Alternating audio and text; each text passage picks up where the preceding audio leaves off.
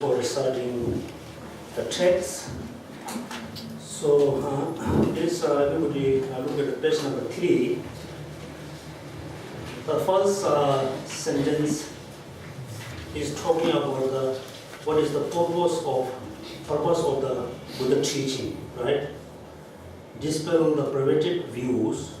That means whatever Buddha taught at the Buddha lifetime, he taught in order to dispel or in order to prevent the views, the wrong views.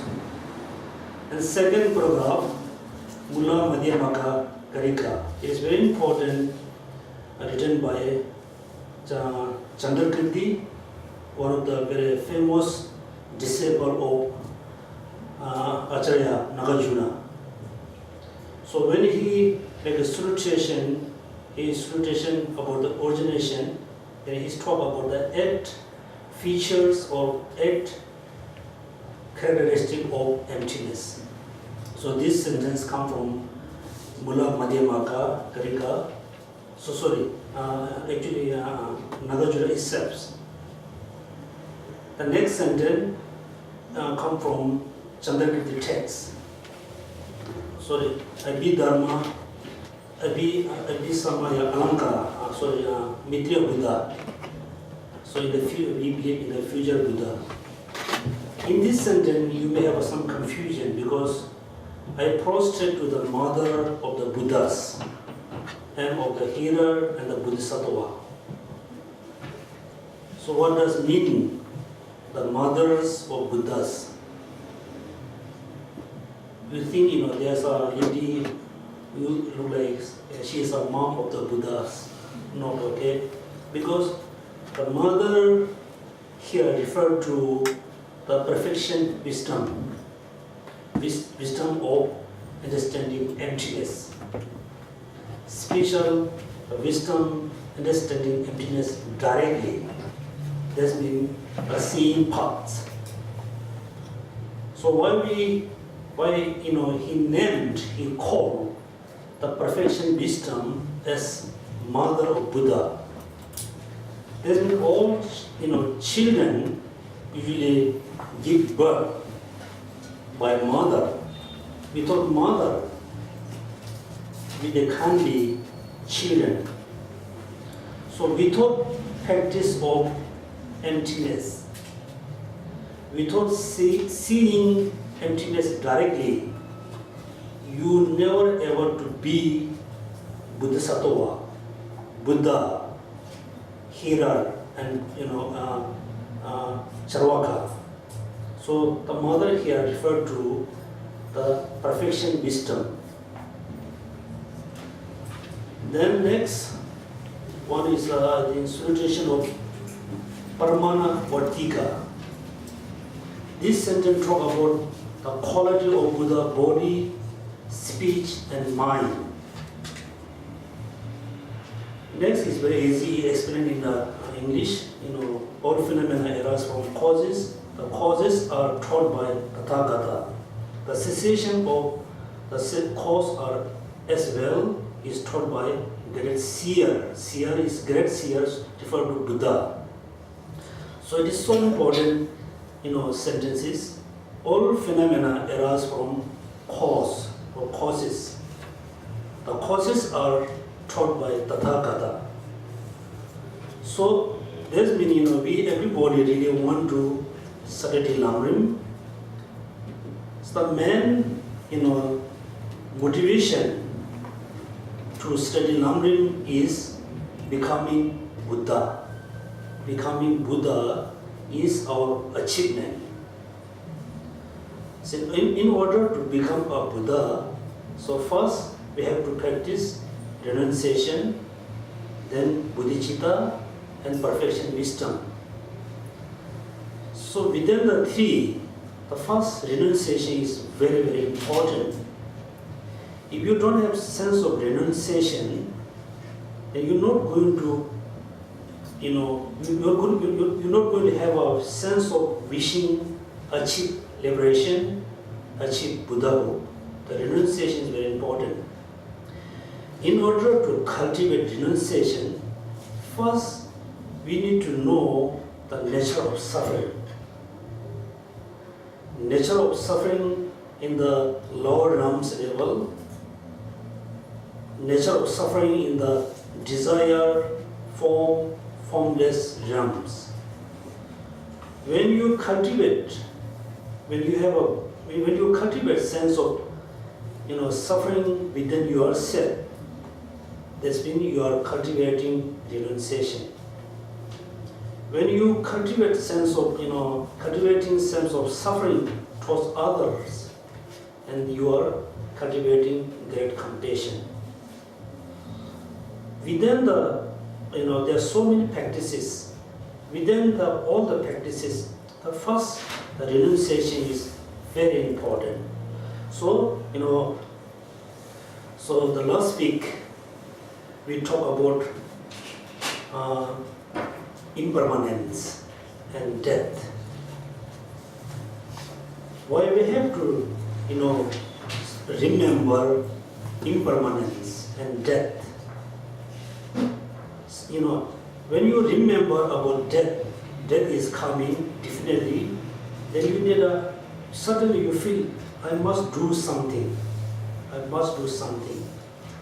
So everybody we believe in Dharma, and we try to practice Dharma. We try to have a progress about Dharma. So far we don't have a lot of progress. We don't have a good result because we don't really think about death.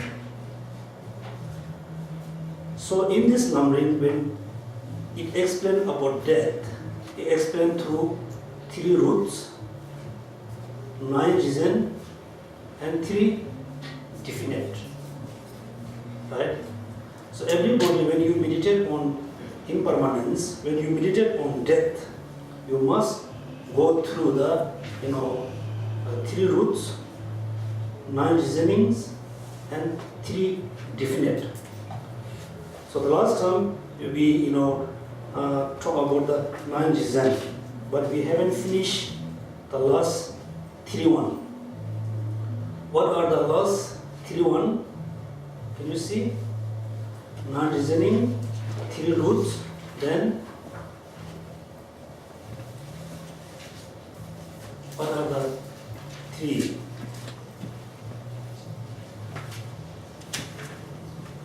Can anybody tell me? Okay, what are the 3 roots? Death is certain.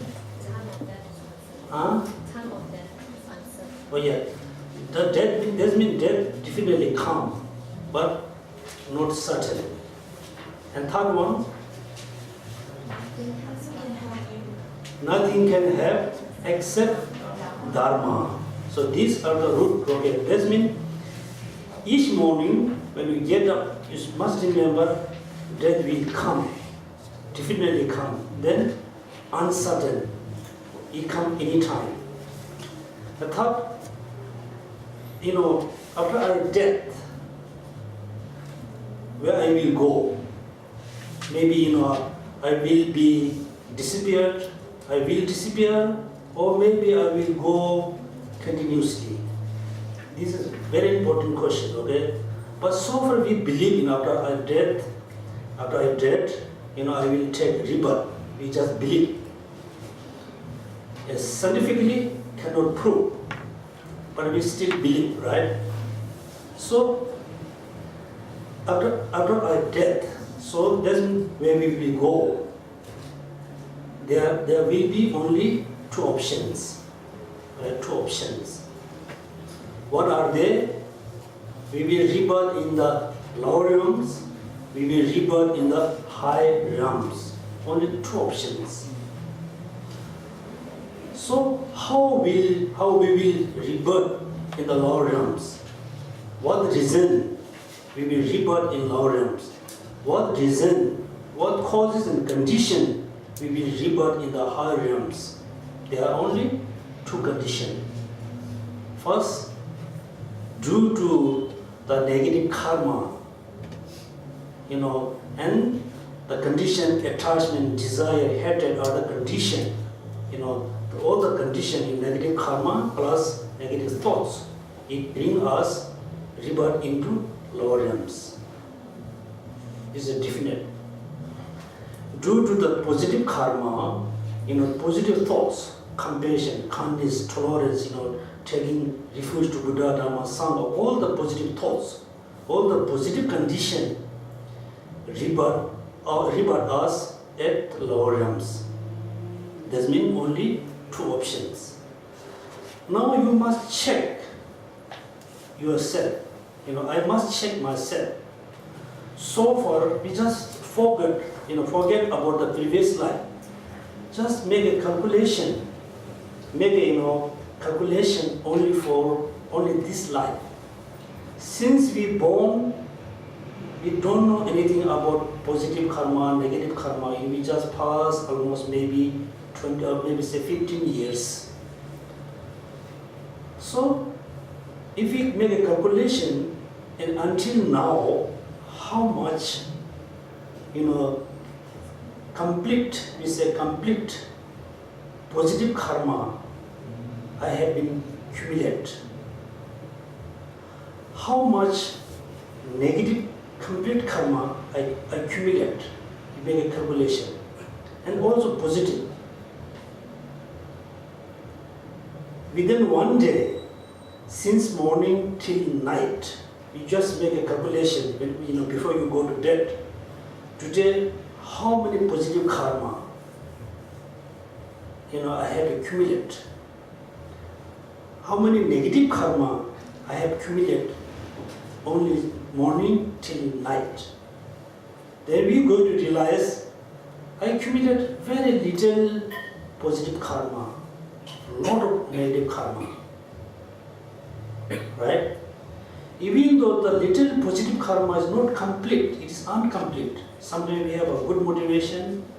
When we do actual practice, our mind is totally drive away. Our mind is not there. But we are, for example, I am reciting Om Mani Padme, Om Mani Padme. I am reciting through my speech, but my mind is not, meditate on Buddha, Dharma, Sangha. Even though you have a good motivation, you recite, you do the prostration, you making offering with the good motivation, good visualization, but you always forgot to dedicate. That means whatever we accumulate, the positive karma is always not complete. So that means finally you have to make a statement. Okay, after I dead, maybe I will take a rebirth in the lower realms. Or maybe after death I will take I will reborn in the lower realms. So far, based on our experience, we are almost sure if there is a next life. If there is a next life, definitely we will reborn in the lower realms. There are three: animal realms, hungry, hells. If you think about the suffering in the animal, hungry, hells, before we born there, we really feel scared, right? So in order to prevent, in order to stop to reborn in the lower realms, what we need to do? We need to do two practices. Very important two practices. One, taking refuge to Buddha, Dharma, Sangha. Second, we really need a faith, or really need a conviction about the law of causality. So here, look at the means, the teaching, the means of happiness in your next rebirth. It has a two subheading: taking refuge, the holy gateway of entering the teachings; develop faith in the law of cause and effect, the root of all health and happiness. There's a root. But the first heading, look at taking refuge, the holy gateway of entering the teaching. So, get, for example, there's a gate. If you enter, you are in. If you don't enter the gate, you are out. This means, if based on knowing Buddha, Dharma, Sangha, okay, based on knowing Buddha, Dharma, Sangha, if you take a refuge, depth of your heart, then you are in. In what? You are in. You are Buddhist. Even though you don't know much, even though you don't know anything about Buddha, Dharma, Sangha, but you are saying, I take refuge to Buddha, I take in, refuge to Sangha and Dharma, but you are just reciting the, words. You are not really taking refuge to three jewels. That means you are out of a Buddhist. Also, you are out of the Buddha teaching. If you really take, refuge to Buddha, Dharma, Sangha, then you are entered in the Buddha teaching. The teaching here not referring, not talking about the, the books, not talking about the teachers, the teaching like the sound, expression. Is talking about what? Actual practice. That's why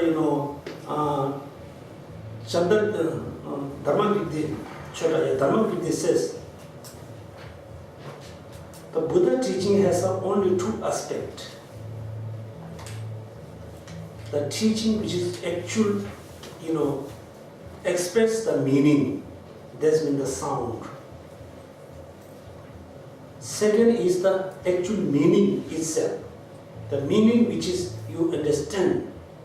This is the Buddha Dharma. For example, Buddha explained emptiness. When you hear the sound, express the emptiness, the sound is the Buddha teaching. Transforming teaching, express teaching. After you hearing the sound, and you do some kind of study, practice, finally you're going to understand the emptiness within your mind. The understanding of emptiness is the actual Dharma. Without taking refuge to Buddha, Dharma, Sangha, you read a lot of books about Buddha Dharma, even though you know the meanings, actually you are not entered in the Buddha Dharma. So taking refuge Buddha, Dharma, Sangha is very important. One, it differentiates you are Buddhist or non-Buddhist. In the ancient time, even though Adisha lifetime, when he was in Tibet, so Adisha said, in my lifetime, there are only 2% who know how to differentiate between Buddhist and non-Buddhist. Non-Buddhist is referred to the Hindu, not the Christian, Muslim. That time there wasn't Muslim, there wasn't Christian. Buddhist, Hindu. He said, this time there are only 2% who know how to differentiate between Buddhist and non-Buddhist. One is me, one is, I forgot, another master. The other master was passed away. Now only Adisha. Because at that time, in India, in Tibet, there are a lot of confusion. Because usually, traditionally, the Tantrayana practice, the Tantrayana path, supposed to practice very hiddenly, very secretly. So many monks and nuns and lay persons, they practice Tantrayana publicly, openly.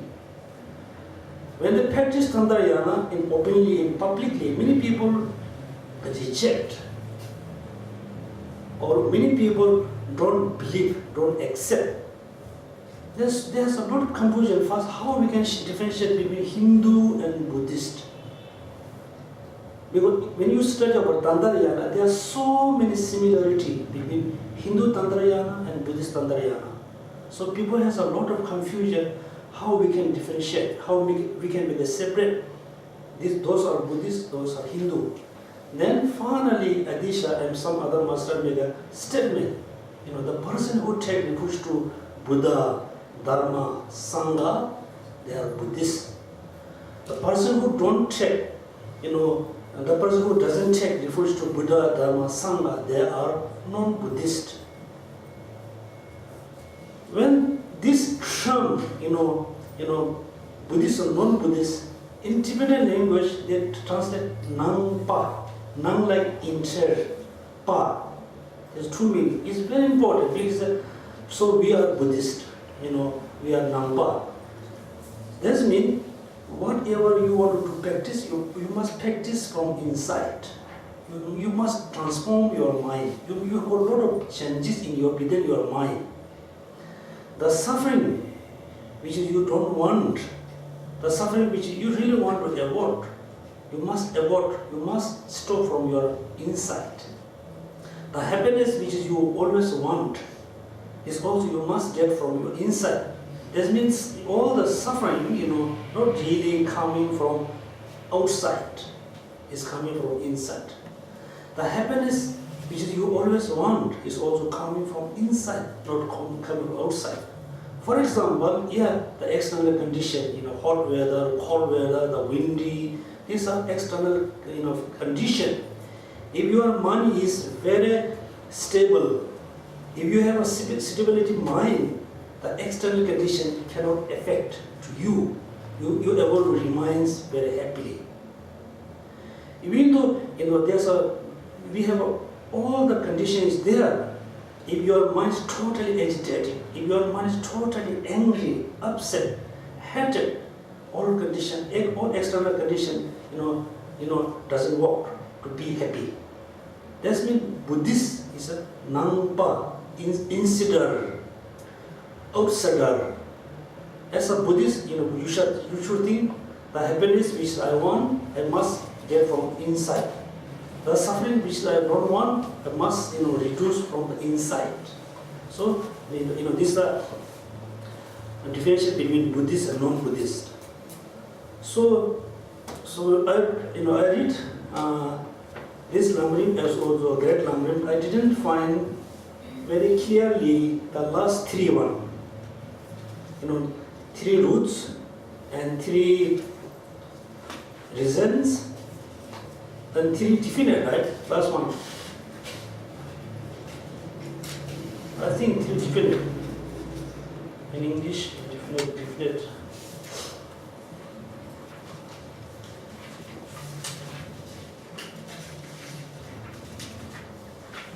Second reason.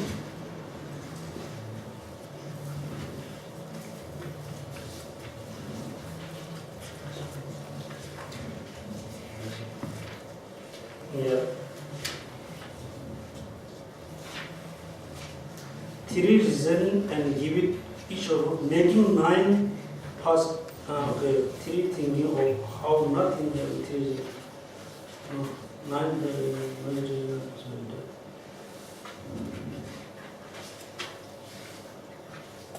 is mentioned as 3 definitely in Tibetan.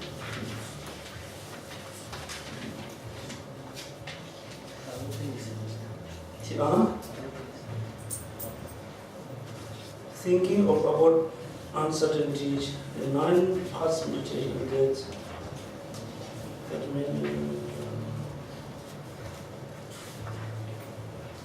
yes, in Tibetan look at yes very clearly. I mean, they see in English translation.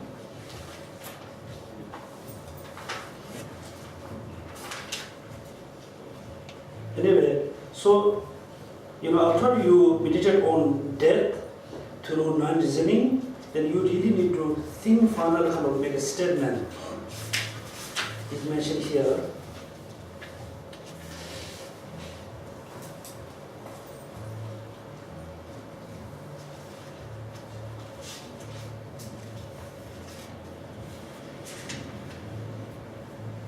Anyway, I will get the English translation for you. The last 3 reasonings take time. Okay, anyway, so now we have a 3 heading. What are they? 3 heading. No, the means of the teaching means to happiness something, right? It's a 3 heading. You're teaching the means for happiness, and your next rebirth is a 3 subheading, 2 subheading. Taking refuge, the holy gate. The gate means enter and not enter. The teaching here refer to the actual practice. So maybe you can think, why not? Even though I don't take refuge to Buddha, Dharma, Sangha, even though if I study Buddha Dharma, maybe I enter in the Buddha teaching, right? You can think this way, but not. Because in order to have a, practice of Dharma, first you need to take a certain vows. Layperson vows, bhikshu or bhikshuni vows. In order to take a vows, commitment, first you need a basis, you need a ground, which is taking refuge. So if you take refuge to Buddha, Dharma, Sangha, then you have a ground, you have a land that you can cultivate crops, you can cultivate rice and barley, whatever. So taking the refuge is look like land, is look like foundation. After you take refuge, and then you have a kind of potential to make a commitment, take a vows, to make a practice. So without taking refuge to Buddha, Dharma, Sangha, even though you try to practice, you cannot have a lot of progress. After you take refuge to Dharma, Sangha, then you can see there's a lot of progress. That's why I said, enter into teaching. The second, look at developing faith in the law of cause and effect. The fact, faith or belief or conviction. Buddhism is not nothing more than understanding of law and causality. So that's why you really need a conviction, you really need a faith, you really need a strong belief in causes and cause and effect. Then look at the root of health and happiness. If you have a really good understanding of law and cause and effect, then you can achieve happiness. You can have a healthy life. So the next and a few classes I will emphasize about taking refuge, and the law of cause and effect. It's so important. Next one, taking refuge, the holy gateway for entering the teaching. This has 5 sections. Number 1, what is the number 1? Cause on which one taking refuge depend. It's very important words. Okay, this means before you take refuge to Buddha, Dharma, Sangha, you must know why I need to take refuge Buddha, Dharma, Sangha. Before you going to see a doctor, you must know why I need to go to see doctor. Right? Everybody must know why I'm going to see doctor. Why you have to take refuge? That's here to depend. Cause on which one taking refuge depends. The second, then yes, I definitely need to see a doctor, but which doctor? Right? So there's a next life. I really don't want to go in the hungry, don't want to reborn in the hungry and hell and animal realms. Even though I don't want to reborn in the samsara, I must, need someone who can help. Then second, what object to take refuge. The third,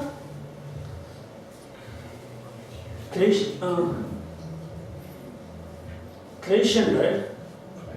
Criterion, I check the dictionary. Criterion for taking refuge sufficiently. This means come with this boundary. This means we know I must take a refuge. I know those are the object of refuge. That means how sufficiently I must take refuge. Number 4. After I take refuge, what the benefit are. The benefit of taking refuge is some, before you go to see a doctor, you must know why I need to see a doctor. Second, which doctor? There are so many doctors in Singapore. Which doctor, right?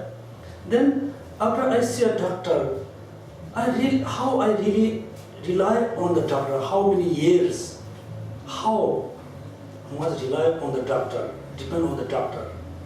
And number 4, after I see a doctor, what I can get benefit from him, right? So look at, so of course everybody has a good understanding of, how to take refuge. First, you must think the cause and condition of taking refuge. What object I must take refuge? What's criterion for taking refuge sufficiently? Then last one, number 4, benefit of taking refuge. Then number 5, advice after one has taken refuge. After you see a doctor, the doctor says, go to say, yes, you have this problem. You must take this medicine, as well as you should not eat, you should avoid this food, this drink, advice. Okay? So now we little bit study about the cause on which one taking refuge. Just go, our proper taking of refuge depend on whether we have without masteering the proper cause of taking refuge. So before you go to see a doctor, you must know, I have a very kind of serious flu. I have a very serious kind of headache. I have a serious cancer. That means when you notice, I have a very serious cancer, then you feel really scared. You feel very worried, right? Then sense of worry, sense of scare, then you go to see a doctor. If you don't have a sense of scare, sense of worry, the parents said you must see a doctor. Husband, wife say you must go to see a doctor. Halfway, you have some coffee, drink, you will come back. Right? Because you don't have a sense of really scare. That's why the scare is one of the conditions. In the sentence, the true nature of the taking refuge. Taking refuge because one is most afraid, and because of one know the 3 jewels able to protect. This is what you meant omniscient ones.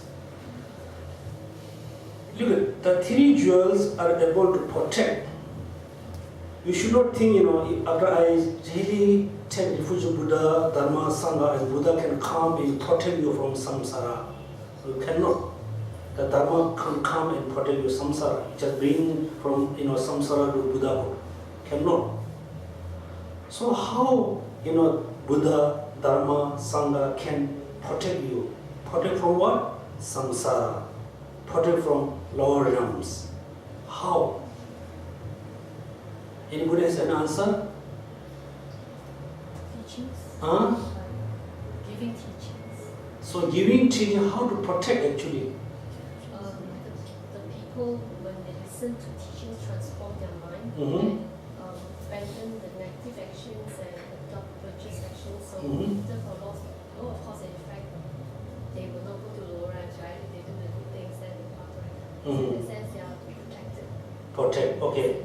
Anybody has any other reason? Why, how Buddha can protect you?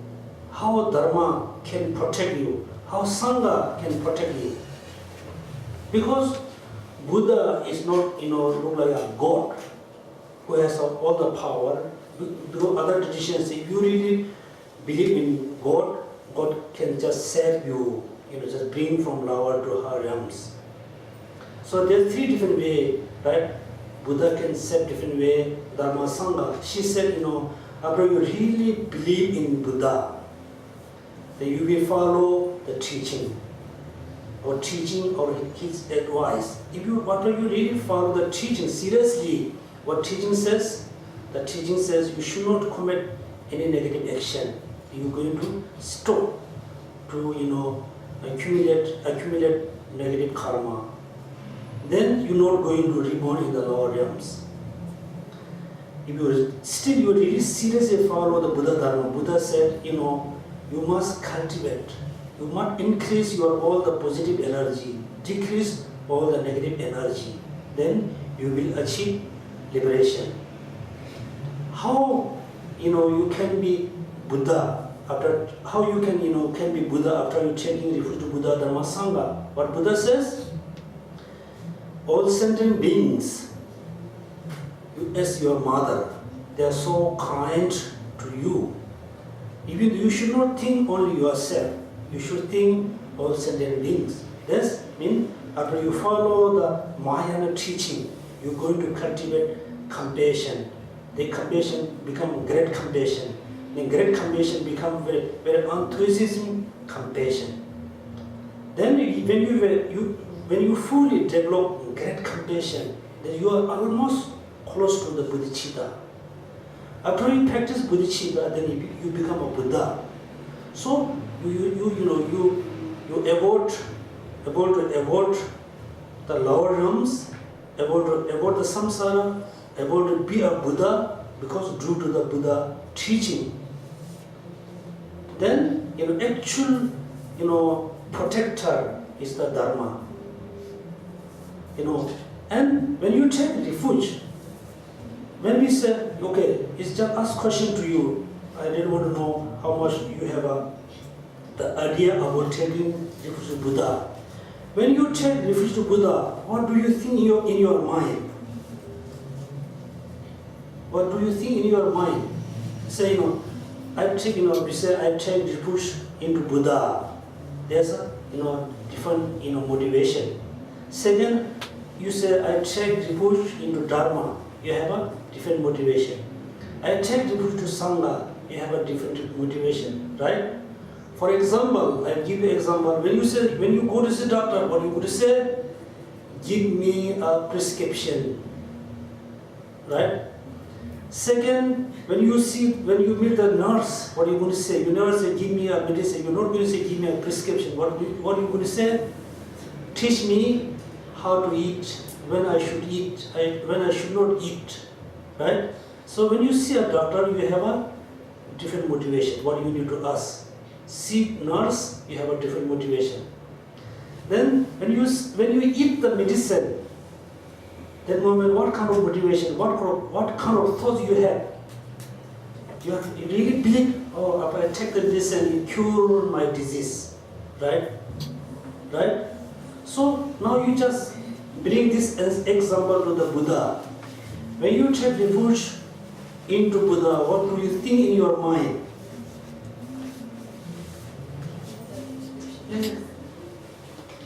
Prescription? Prescription of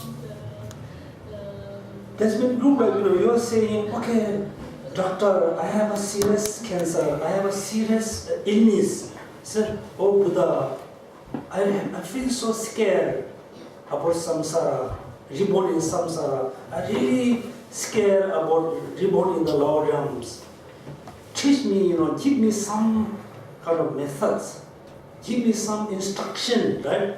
How to stop to reborn in lower realm, how to stop in the samsara. The Buddha never said, okay, just believe me, right? Just believe me is enough, right? That's why. And Buddha never said, you just recite the mantra, right? Never.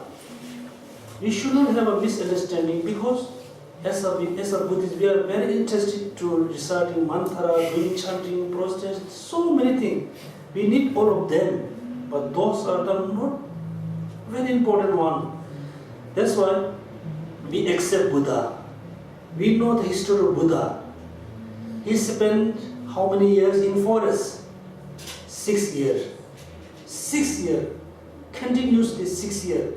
During the 6 years, have you any heard he recite money pay me million, 100 million mantra, 100 million prostration?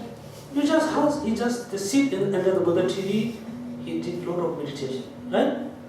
So he did this way, did a very lot of meditation. He went through this path, we must follow him. It doesn't mean you should not recite mantra. I'm not saying you should not recite mantra, you must, but you should not spend a lot of time with this thing. You must spend more time about transforming your mind. Practice meditation, Saturday meditation. That's what Buddha said. Buddha said, I will teach you the path. I will show you the path. You're becoming Buddha. I will show you the path to liberation. But liberation is depend on you, not depend on me. Right? It's very practical. The doctor said, I can give you only the prescription. So the disease cure or not, it not depend on me, right? It's depend on what? Whom? Depend on you. You must take the medicine in the morning, evening, afternoon. The doctor said, should not drink alcohol, should not smoking. You take the medicine at the same time. If you drink alcohol, smoking, bad food, the serious illness become more worse. Look, that's why Buddha said, practice dharma. We try to practice dharma. In the contra, we're doing opposite true. That's why we don't have progress. So that's why Buddha said, I teach, I show you the path to liberation. The liberation is depend on you, not depend on me. So that's why Buddha is our guide. He shows the paths. The paths he give a teaching. Then if you really seriously follow the Buddha, then you know all the instruction. But sometimes you have a confusion. Then what you do? You need to ask the nurse. Nurse, which medicine I must take morning, evening. The nurse says you must take this morning. The nurse is always with you in the hospital. The doctor come in the morning. After someday in India they never come for a few days. Yeah. My case, very interesting. I got really sick, and in that moment in my monastery, I am senior, not the junior. So I finished my exam, but I have got very serious kind of headache, fever. I never tell my teacher. I didn't tell my students. I don't want them, come with me. I just went alone to the hospital. I met the doctor. Doctor said, oh, you must admit in hospital. I said, no problem, I'll be here. I was there 1 week. The doctor came only 2 times. But doctor told the nurse, he needs glucose. Glucose. The doctor never told how many glucose. The nurse put 1 glucose is finished, 2, 3, and after the nurse also had, she also went somewhere. After the 3 bottle, 3rd bottle, I really need to go to toilet.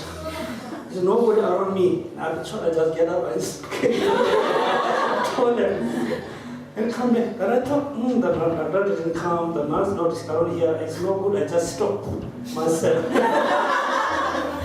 So that's why, if nurse is always around you, then you can ask any time. So the Sangha is like a nurse. So when we take people to Sangha, we never saying Sangha, please give me the prescription. No, but we say, I have a confusion, I don't know the meaning, I don't know how to practice, please help me. You have a different motivation, right? Then actually when you take the medicine, you're not saying that take the medicine and you have give me instruction, right? You're just taking the medicine, sense of really think, after I take the medicine, my all this is going to cure. And actual protector is the Dharma. Okay? For example, how to protect? For example, I have very strong anger. I'm very strong anger. That moment I am not happy, right? Everyone is not happy. At that moment, if I practice compassion, if I try to meditate on compassion, very effortfully, and slowly the compassion increase and the anger decrease. Then finally, I don't have any kind of a sense of unhappiness. I feel so happy. The happy come from what? Come from through practice compassion. Actually, the practice of compassion protect me from anger. Then, final, the truth dharma is understanding of emptiness. When you understand emptiness directly, it protects you from the ignorance, gross ignorance, subtle ignorance. So the actual dharma is the perfection's wisdom.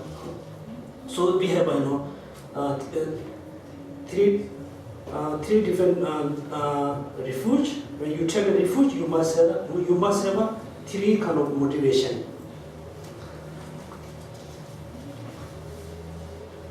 So related to the taking refuge, okay.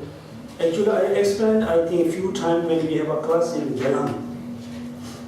Refuge has a three categories. Okay, Buddha, Dharma, Sangha. One is already exists. For example, Buddha Shakyamuni is the Buddha, which we can take refuge as a Buddha. Then all the Sangha who exist now around us, they are Sangha. The actual practice, when you cultivate, these are the Dharma. Three jewels already exist within us. Then there are three another refuge, Buddha, Dharma, Sangha. They yet to come. Yet to come. What are they? For example, one Buddha will come after 100 years. For example, we cannot take refuge the Buddha who come after 100 years. He cannot help us, right? He's coming after 100 years. We are suffering here. Right? Just look at. There's another Buddha, Dharma, Sangha, which is your refuge. It's not yet to come. Just guess who are they? Huh? Yeah. Yourself? As in our Buddha nature, our future Buddha, right? The Buddha nature, coming Buddha next time in the future I become Buddha, is my future Buddha. Yeah. Is that what you're saying? I'm not saying, I'm asking you. So is that the answer? Yeah. We call, refuge of the let's say, causal condition, causal, right? Causal refuge and effect refuge. Right now we are taking refuge to Buddha Dharma, who are our cause, is bringing us to the liberation, or bring to the Buddhahood. Okay, that means Buddha Shakyamuni, Manjushri, all the Buddhas, all the Sangha, all the Dharmas. So she said, actually we believe in the future we will be Buddha. That means we have our own future Buddha. We have our own future Dharma. We have our own future Sangha. For example, after you practice many years emptiness, but one day you're going to see the emptiness directly. That moment you will become Sangha. The mind which perceives emptiness directly, the mind is the Dharma. After many years, then you will become a Buddha. Actually, you become a Buddha. That means your future Buddha means you are achieving. You are achieved. Because achievement. In the future, when you become a Buddha, what we call your own Buddha. Potential. No, potential is no. We have your own achievement Buddha. That means when you become a Buddha, this called causal theory Buddha Dharma Sangha. So actually we have two categories. One is already exists now. We are really taking refuge to this Buddha Dharma Sangha, because when we say Buddha, I take refuge of Buddha who exists. Then when we have a motivation, what? Give an instruction, give a teaching. Then at the same time, when you see a Buddha, for example, when you see, look at, in Singapore, there's maybe some few richest people. When you see the person on the street, what do you think? What do you think? The richest people, or the richest person of Singapore. Okay. When you see on the street, what do you think? Huh? You just say hello. But you have something in your mind. How nice should I have been? Yeah. Look at rich person, big car, wow. I wish, right? I wish I must have a lot of money. That means when you think about Buddha Shakyamuni, completely eliminate all the faults, completely achieve all the good quality. When you think of Buddha quality, what do you think? I wish I be like him. That means you are thinking about your own future Buddha, right? Then Dharma, for example, in this moment, there are so many, high practitioner in Buddhism. For example, related to my understanding, for example, Dalai Lama is one of the great master, experienced, very, loving person, loving Buddha. You can say loving Buddha. When I see his practice, his great compassion, then I must wish I have those kind of compassion. This means you are focusing your future dharma. Okay, this means there are three. So that's why three category of Buddha, Dharma, Sangha. So related to your Buddha nature, okay, when we have a Dharma class with Geshe Lobsang talk about, you never, underestimate about your ability. Do you remember that? Because we have a Buddha nature. Based on your understanding, what does mean Buddha nature? We have the potential to become Buddha one day. Potential. To become Buddha one day. Okay, you are talking about Buddha nature is potential. Potential or mind? Mind. Actually mind. Anybody has any different idea? Buddha nature. So Buddha nature is look like, you call, what we call, when you do business, you need a capital. Capital. If you don't have money, you cannot do business, right? Because first, the capital is very important. If you have a money, then you can think what kind of business I must do because I have a money. So, before you practice Dharma, before you believe into Buddha, Dharma, Sangha, whatever, you must check. Do I have a Buddha nature or not? Do I have a potential or whatever? So she said, Buddha nature refer to the potential of becoming Buddha. So here I must tell you, we have 4 schools. Within the 4th school, the first 3 schools, Vaibhashika, Suvatandatika, Chitta Mantra. First 2 schools just say Buddha nature. They never have a kind of clear explanation what does mean Buddha nature. When you study about Chitta Mantra, then Chitta Mantra talk about Buddha nature. There are 2 types of Buddha nature, right? Do you remember what are they? When Geshe Lobsang explained you the true Buddha nature, right? One is actually, natural, I think he said, innate Buddha nature, natural Buddha nature. Intrinsic. Sonam, do you remember? Oh, yeah. Anyway, one is actually potential. The potential is there. For example, we have a fresh, seeds of the mango tree. Its seed is very fresh. It's nothing wrong. The seed has a complete ability to grow. Ability? Seed's ability? The seed has a complete energy to grow the tree. But until the seeds we don't put in the ground with the water soil, it cannot grow the tree. So that means, the person who don't practice, for example, cow, sheep, dog, they don't practice Dharma. They have an ability, but it's kind of, just ability. There's someone then like us, we heard about Dharma, we try to practice the Dharma. That means we are pouring water, soul, and heat to the Buddha nature. One is kind of, ready to grow. One is just be potential. There's 2 types of Buddha nature.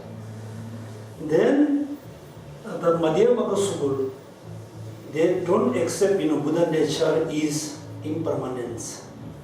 Buddha nature is permanent. Permanent. Buddha nature. Madhyamaka or Nagarjuna school. Buddha nature. Both has a true good reason. The Chitta Mantra school says you have a ability in your mind, right? If you mind have an ability. When you put enough effort, then finally the positive potential will increase ability. Chitta Mandara said this way. The Madhya Mother said, no. The ability of the energy or the ability is not the Buddha nature. Buddha nature is emptiness of your mind. Emptiness of your mind is the Buddha nature. Then why the Madhya Mother says emptiness of your mind is Buddha nature? Why? That means the nature of the mind is totally empty of intrinsic phenomena, intrinsic nature. For example, this paper is not that white anyway. Let's say this paper is very white, very pure white.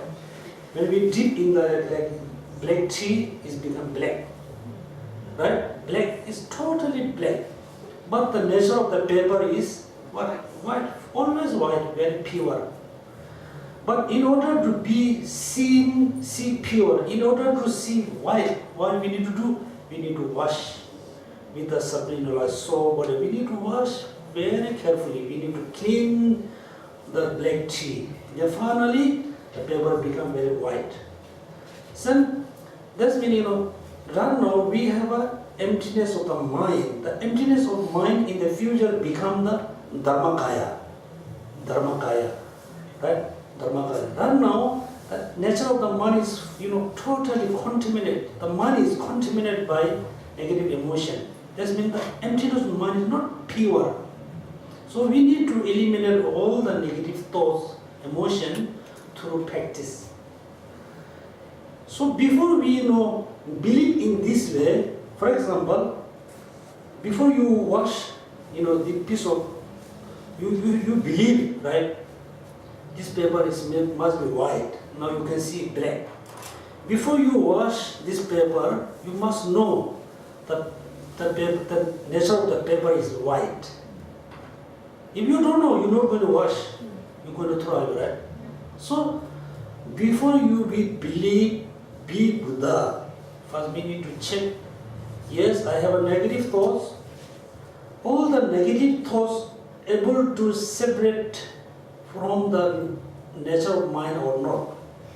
Okay, it able to separate or not. If you don't understand, you don't have a belief.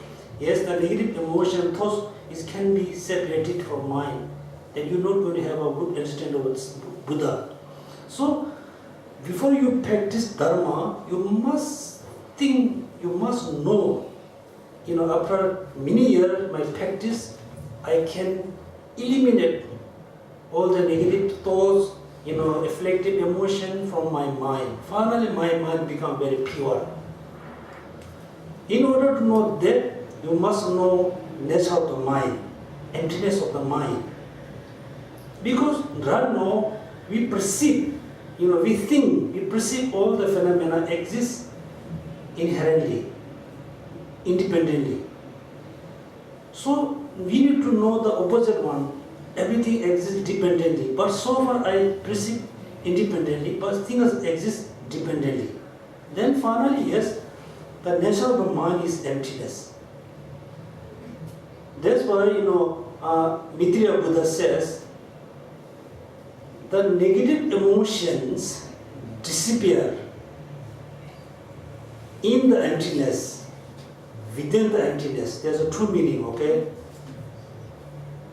There's a two different way. The negative emotions, default mind will be, will disappear within the emptiness or in the emptiness. When say, within, in the emptiness, for example, the example also give in the, Maitreya Buddha text. You can see that there's a lot of foggy on the sky, lot of cloud. After a few hours, all the clouds has gone. It's gone where? It's disappeared in the sky, within the sky. When the cloud, dust disappear in the sky, there's no two separate. The despair part and the sky is not separate, just one, right? That means when you, after you meditating on emptiness, many years, finally all the defiled mind, ignorance going to disappear where? In the emptiness of the mind.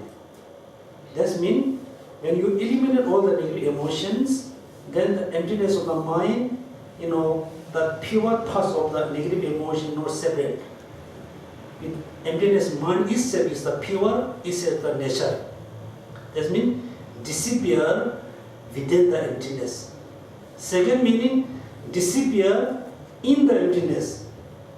That means you have to eliminate defiled mind, ignorance, meditate on emptiness.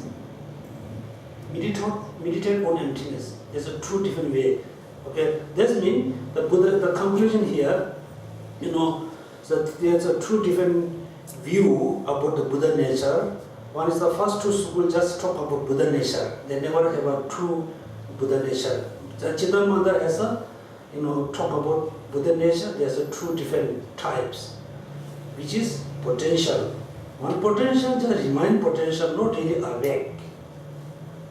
One is the potential, not only potential, is it already awake, already arising. And the Madhyamaga, except the emptiness of the mind, is the Buddha nature. Okay? Yes, we have a tea break, maybe 15 or maybe 20 minutes tea breaks. So if the bathroom is quite busy, you can go in the upstairs. We have a bathroom there. Second section.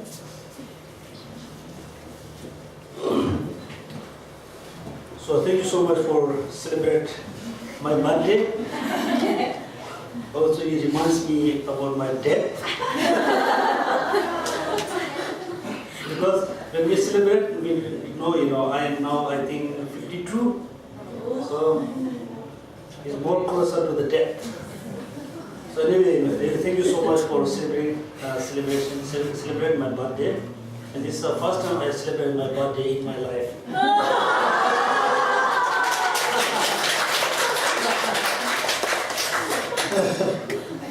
Okay.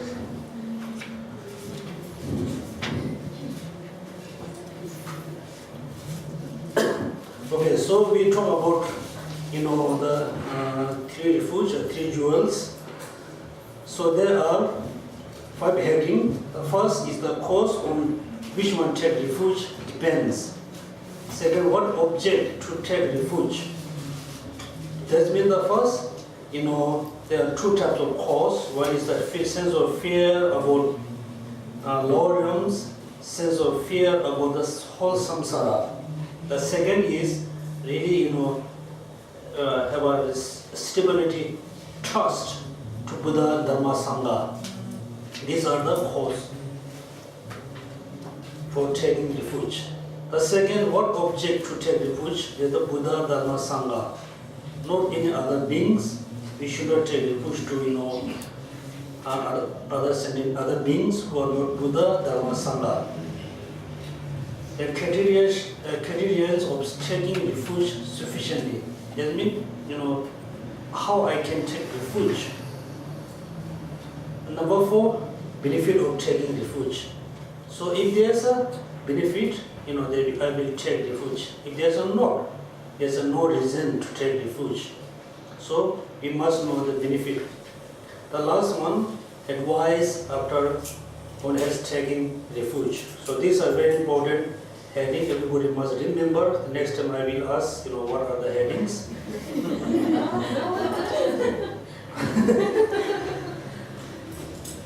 And now we talk a little bit about the cause and cause of the taking refuge.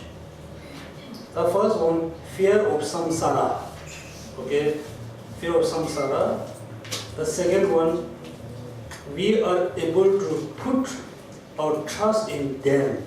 That means, you are really feel scared. We are really worried about your sickness. Then you must go to see a doctor. So before you go to see a doctor, you must get good information about the doctor. he is professional or not, he is really qualified doctor or not. If you just go see any doctor, they're going to give you wrong medicine.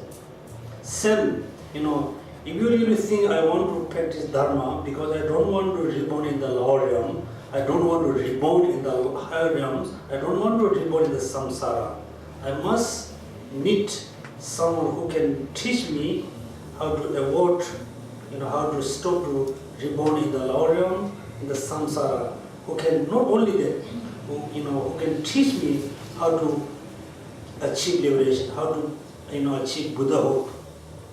So that's why before you rely on, before you take refuge to Buddha, you must know the quality of Buddha. So that's why able to put our trust in them. You really need to trust Buddha, Dharma, Sangha. So before you trust Buddha, Dharma, Sangha, you must know the qualities, right? So before you knowing the quality, you cannot trust, right?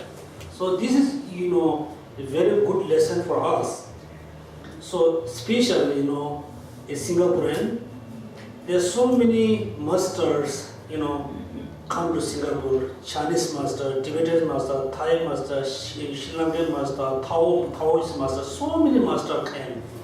And we are really, really want to see the master, really want to receive teaching, really want to rely on them. So before we receive teaching, before we rely on them, you must know the quality of the master. What quality, does he have, which is I don't have. And finally, through your study, you can see, yes, this master has a good quality. You are not talking about physical quality. You are talking about mental quality. For example, normally when we say, oh, he is a wonderful person, she's so good, so nice.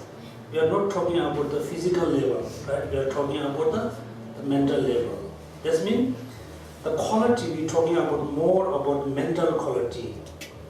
So the person, the being who has a good mental quality, they must have a good speech quality. So before we take refuge to Buddha, Dharma, Sangha, we must know what the quality they have. If I rely on Buddha, what I can get benefit. If I rely on Sangha, what benefit I can get, right? So before you taking refuge to Buddha, Dharma, Sangha, you must know the benefit. Even though sometimes you can see, if I rely on someone, I can get benefit. At the same time, also you can get what we call opposite of the benefit. You can lose. What the opposite of the benefit? Huh? Harm. Oh yeah. That's why, it's so important. Once you rely on, you must know there's not any harm to you. A certain master, certain Rinpoche, certain Geshe, certain Lama, they came to Singapore. First, they really want to pretend I'm very high Lama, sit on the really high throne, and very, very expensive, fancy clothes. Looks, somebody is sitting to little makeup. Yeah, looks beautiful. That's why, so many Chinese people say, oh, Rinpoche is so nice. Not talking about the mental quality, they are talking about physical quality. We don't need the physical quality, right? We need the mental quality. So that's why it's so important to know, the Lama, the Rinpoche has this quality or not. Even though they have a quality, all these qualities, also make sure they won't harm you. Physically, like financially. So that's why, according to Buddhist tradition, if you are Buddhist, you must take refuge to Buddha, Dharma, Sangha. You should not take refuge the being who are not transcendent, the being who not reach into Arya states. That's why we totally bend to practice the bad spirit, or because they can give you some help, at the same time they can harm you. Make sure you are not in a harm. And also, should not have a mistake. Look at it. So related to the Buddha, right now we don't have an ability to see Buddhas. We don't have enough good karma to meet real Buddha. Right now we have, we are very fortunate. We are very lucky, even though we have a little good karma, a little ability to see, the pure practitioner. So I know, you know so many masters. For example, as a Tibetan monk, we always say Dalai Lama. We really believe he is a reincarnation of our Lord Ishvara. We have an ability to see him. We have a good chance to meet him, listening his teaching. Then, so His Holiness Dalai Lama is been so busy. We can meet maybe few hours, few minutes.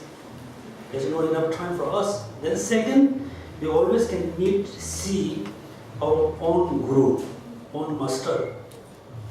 So before you rely on your own guru or before you find some master, you must do some kind of research.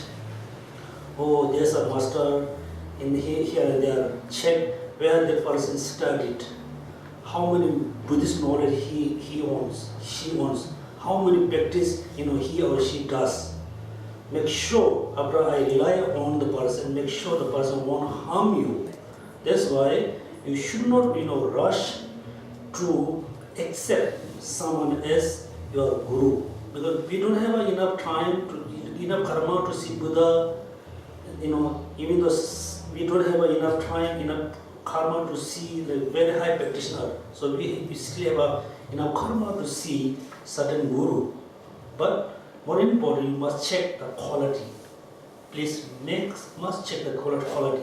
That's why one reason, and I have been explaining Buddha Dharma in TBC Center, I never ever accept to be guru in TBC, to be master in TBC.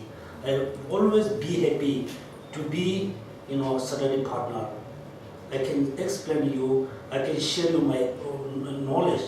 I'm never going to be your guru, because I know I cannot give you a lot of benefit. Also, maybe someday I can harm you.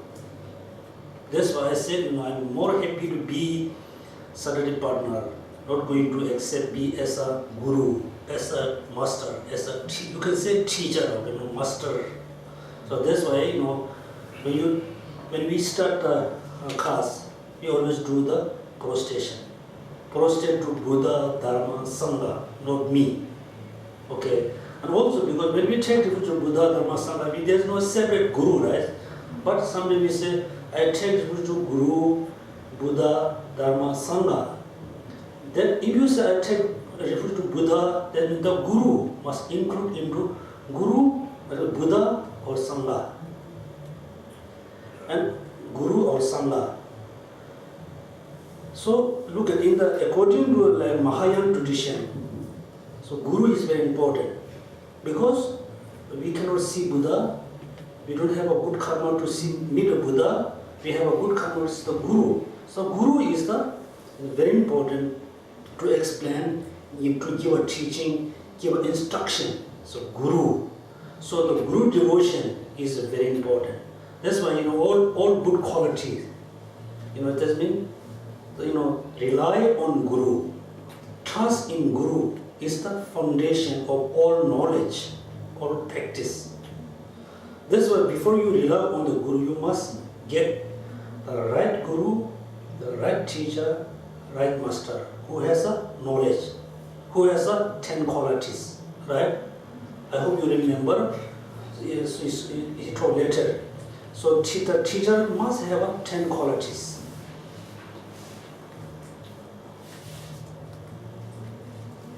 The 10 qualities here, somehow I think we will come later.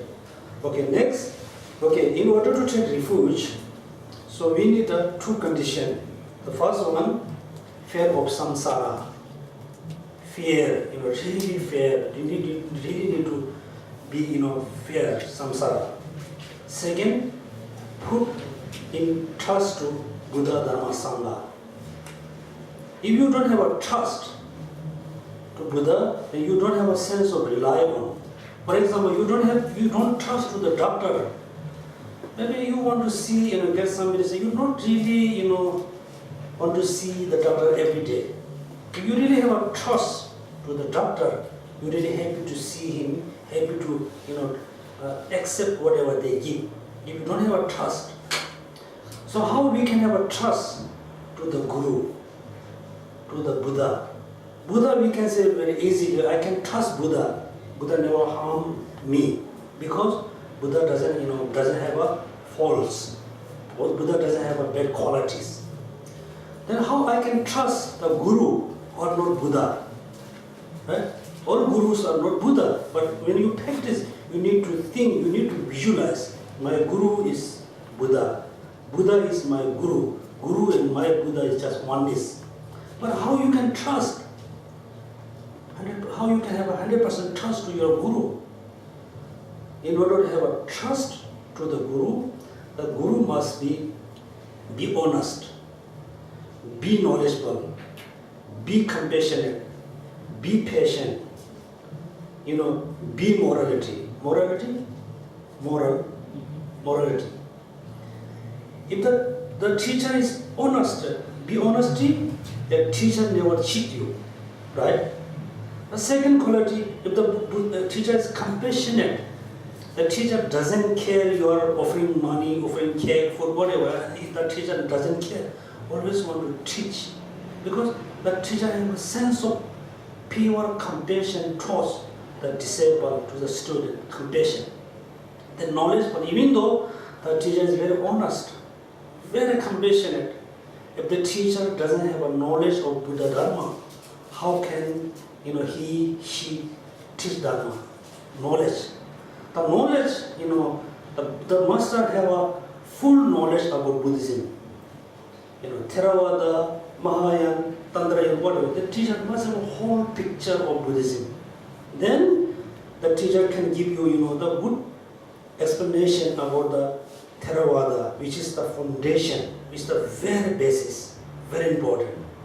Plus, the teacher can tell you, okay, you must practice all this practice, which is Theravada, practitioner practice.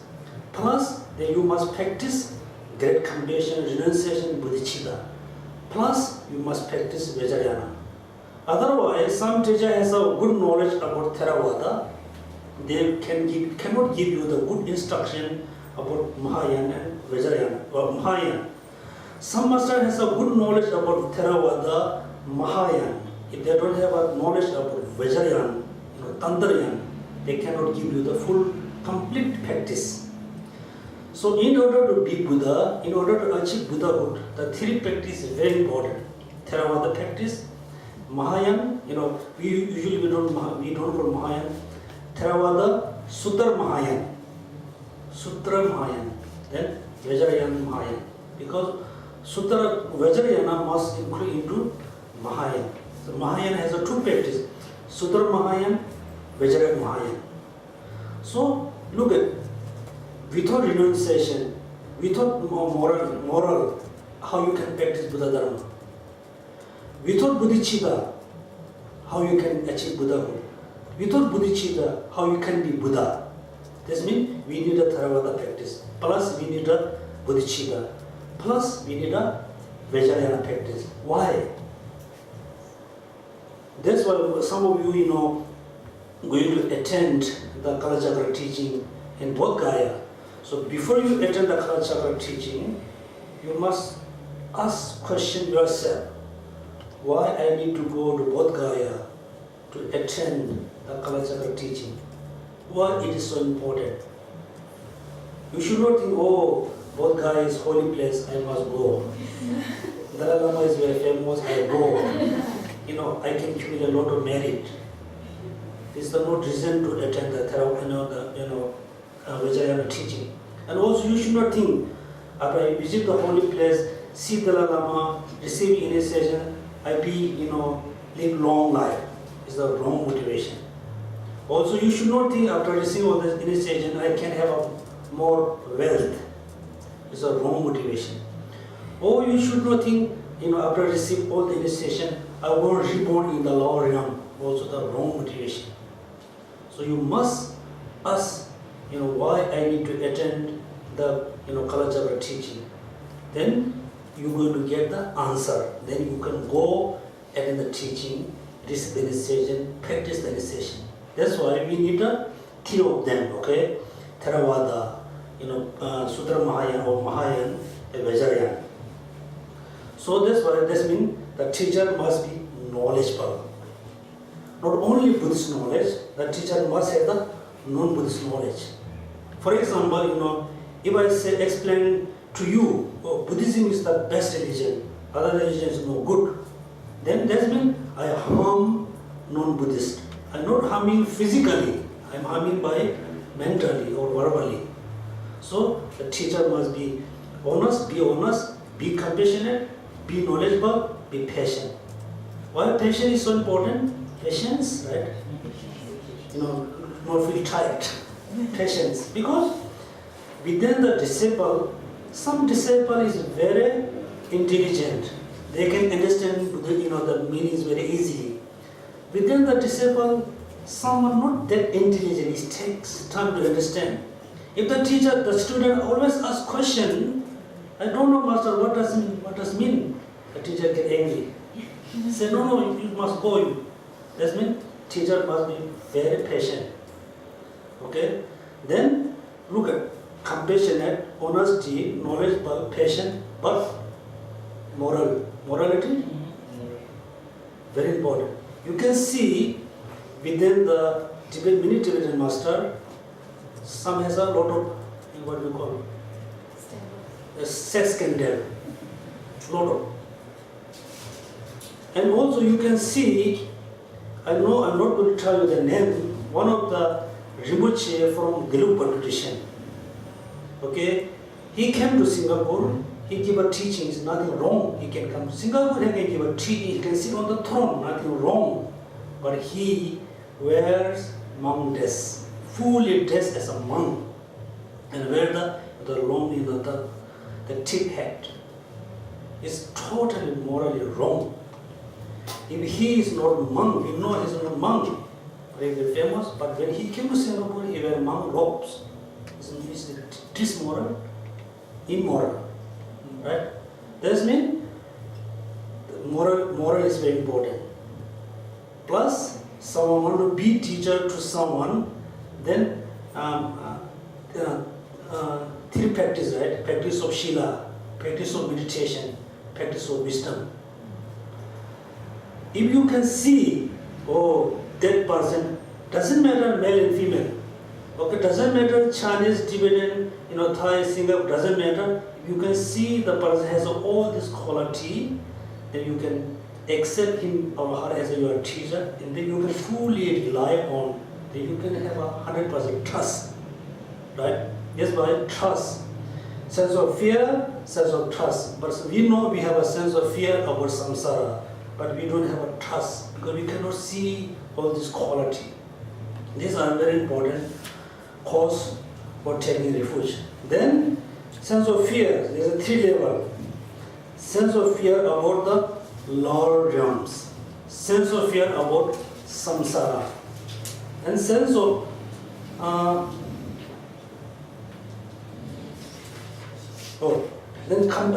compassion that we cannot bear other suffering in the samsara.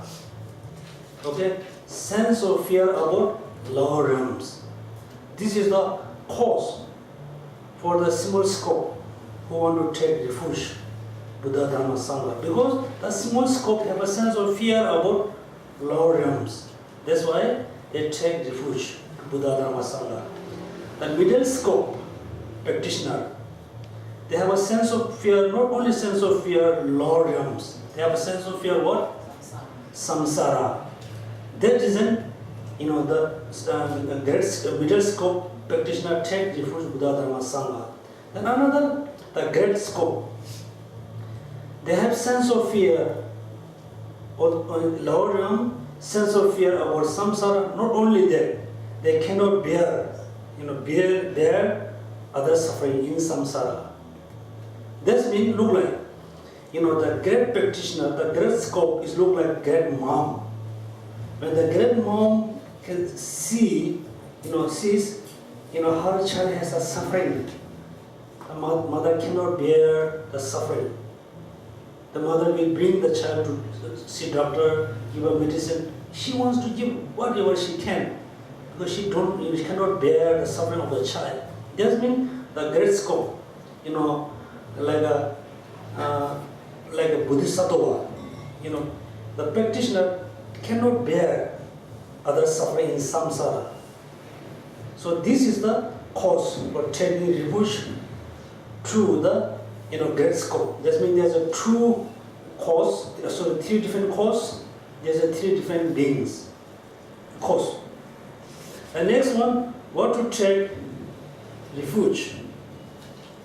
That means this has a 2 parts. The actual definition of the thing to take refuge, the reason why they are feeding refuge.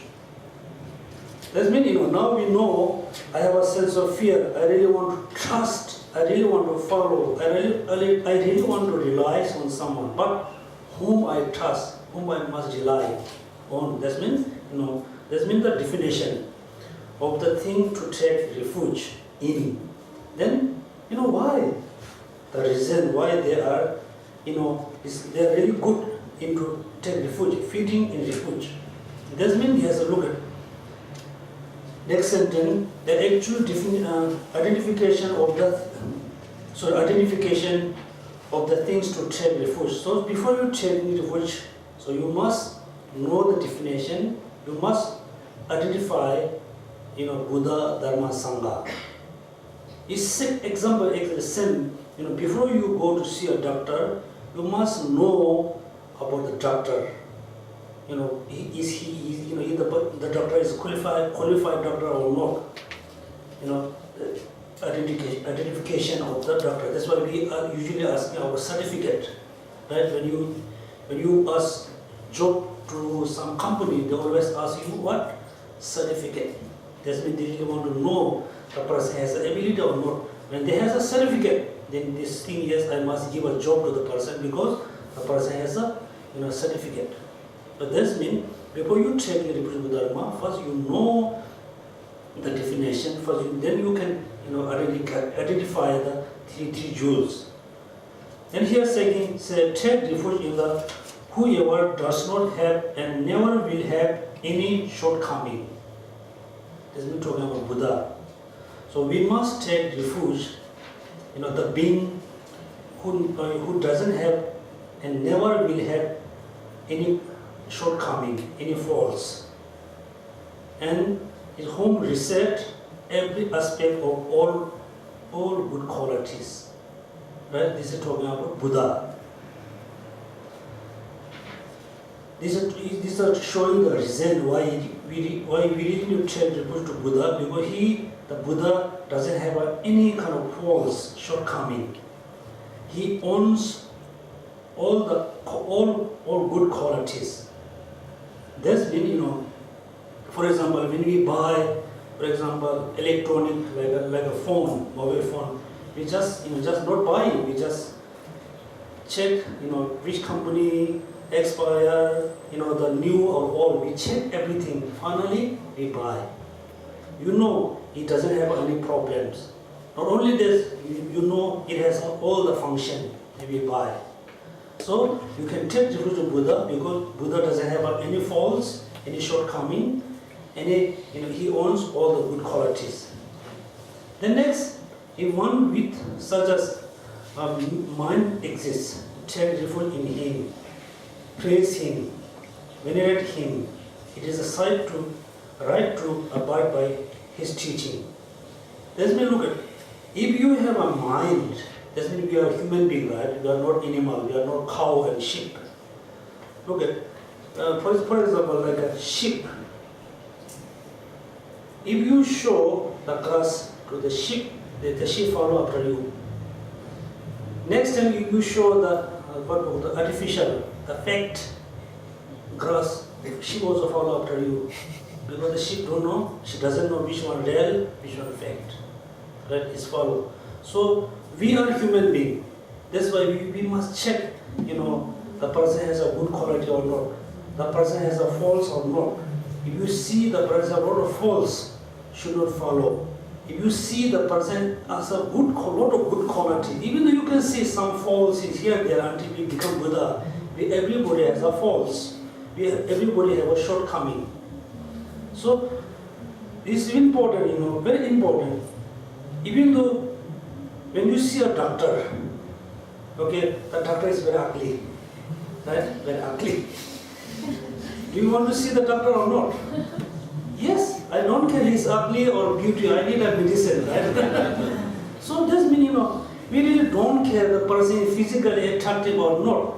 I really want to rely on because I need teaching. Right?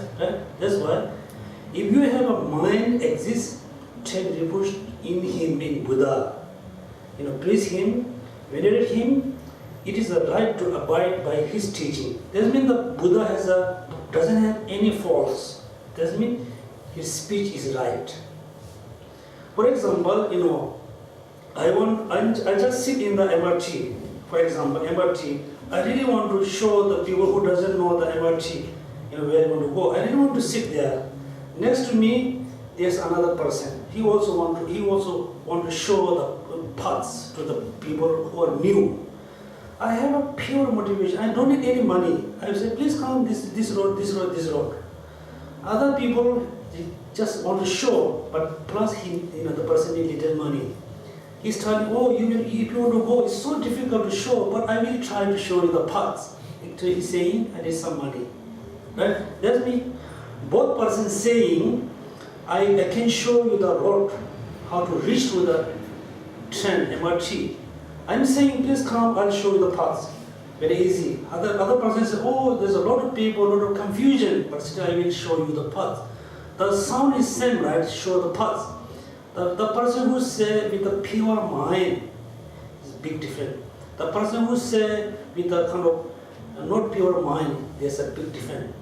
So the person who teach you without any kind of sense of wanting, the speech is very pure. So this means all the Buddha teaching, Vajrayana, Sudarayana, Theravada, what is very pure.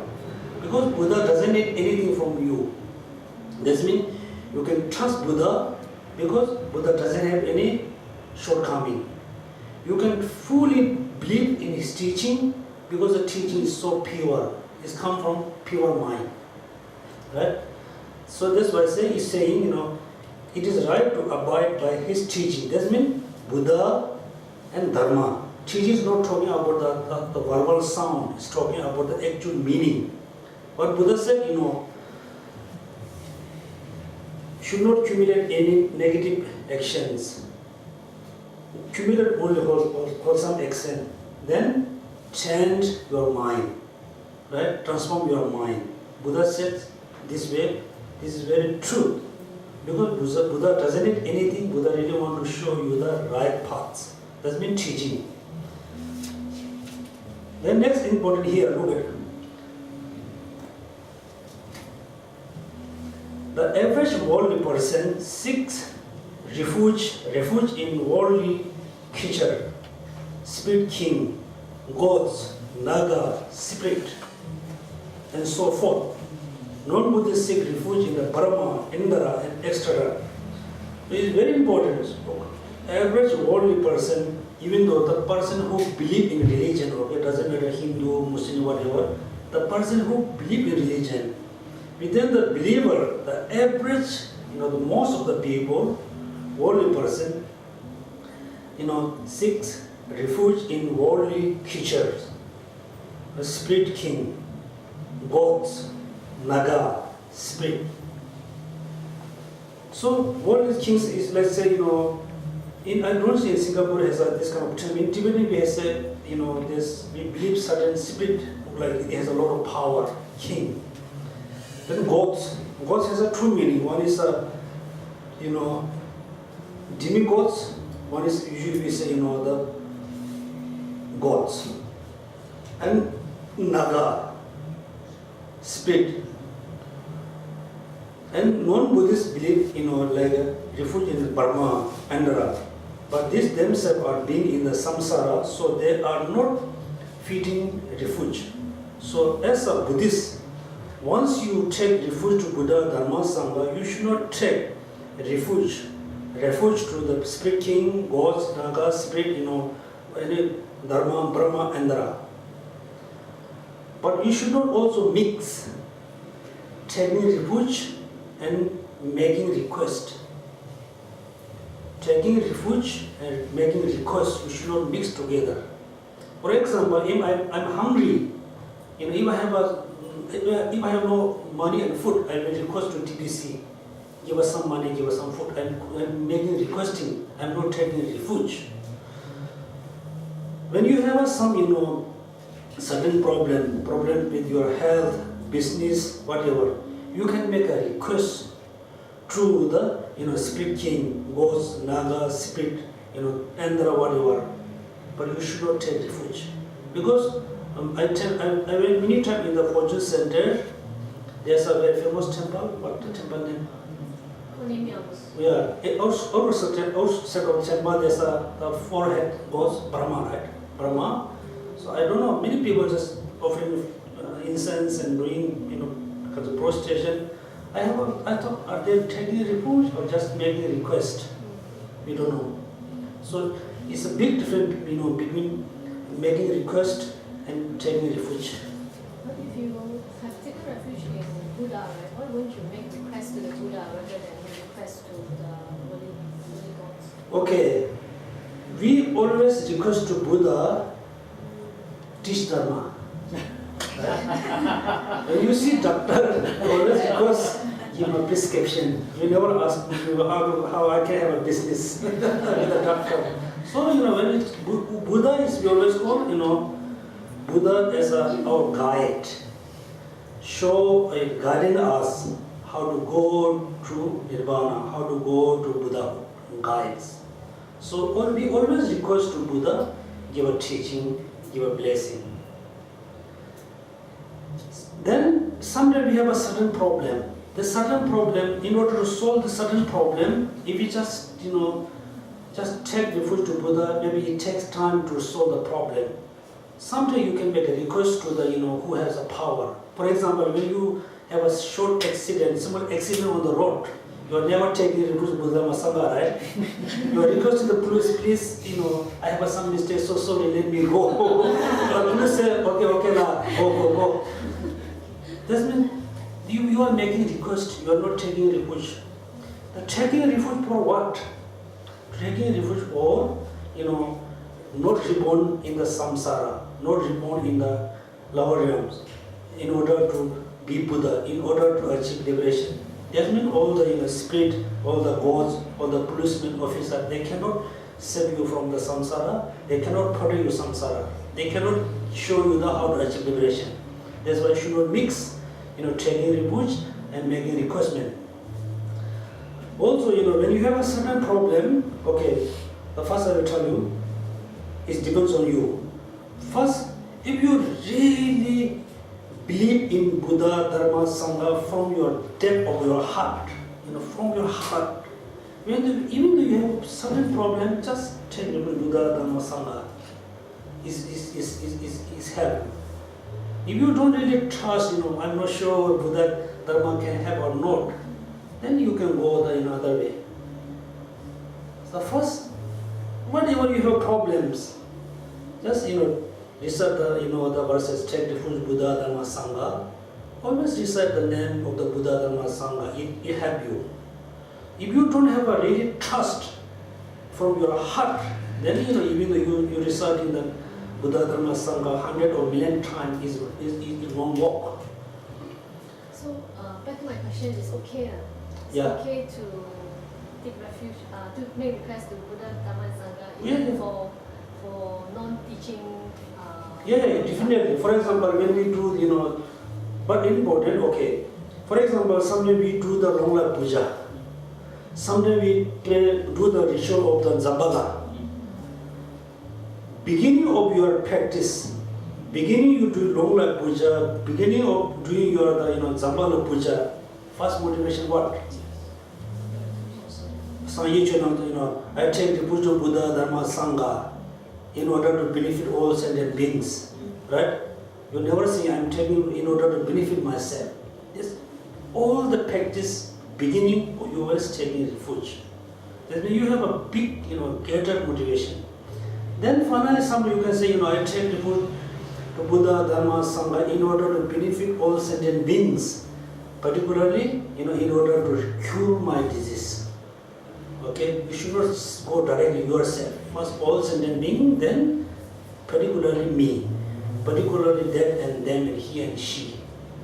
First big picture, and second you go more specifically. Okay, then you should not take refuge to them. Oh, yeah. So we don't have a time. Next we're going to explain, the quality. The Buddha, Dharma, Sangha. Everybody, read page number 353. Okay, make sure the number 353 to